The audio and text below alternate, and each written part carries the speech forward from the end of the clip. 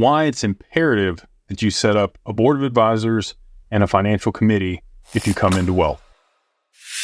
So there's a lot of different reasons for this. Obviously, you want fantastic professionals around you that can help you maintain your wealth, establish your estate, make sure that you're mitigating your tax obligations, keeping up with inflation, continuing to make money on your money. And you want to make sure that all those people are proficient and have the expertise to do that. Other components here that I want to speak to, especially for people that have just come into money. One of those is you're going to have people around you that know this has happened.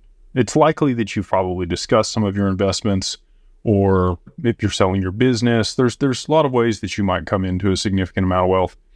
And when that event happens, there's likely going to be people that come out of the woodwork asking for things with their hand out. And one of the ways that you can mitigate some of the animosity that might happen when you tell those people no is to make sure that you've established a financial committee and board of advisors. So then when people come and ask you for capital for whatever reason, maybe they're starting a business, maybe they have an investment, maybe they just want a handout, you can explain to them that you have this council that you've established that helps you make sure that you're making good investment decisions with your capital, and that you would love it if they would just present their business plan or the opportunity to you. Maybe you have an email address that you can have them send things to, and then the board can review those things as along with the financial committee. And if it meets the criteria for their due diligence and investment, then they would love to allocate you some capital. And this way, you're giving them the ability to actually present something that might be worthwhile. The people that do really have good opportunities, they can then be vetted, right?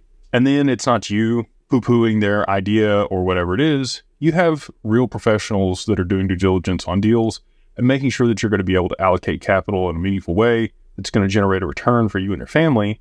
And it's not just going to get flushed down the toilet, handing it out to relatives or friends or anybody that might come ask for capital after you've come into the money. If you don't have a board of advisors or a financial committee, obviously, us at Digital Ascension Group, we do help people establish those things for people that come into wealth through digital assets in particular, but it doesn't have to be us. There's a lot of other fantastic providers out there for that, family office services that can help you establish those things if you have come into money.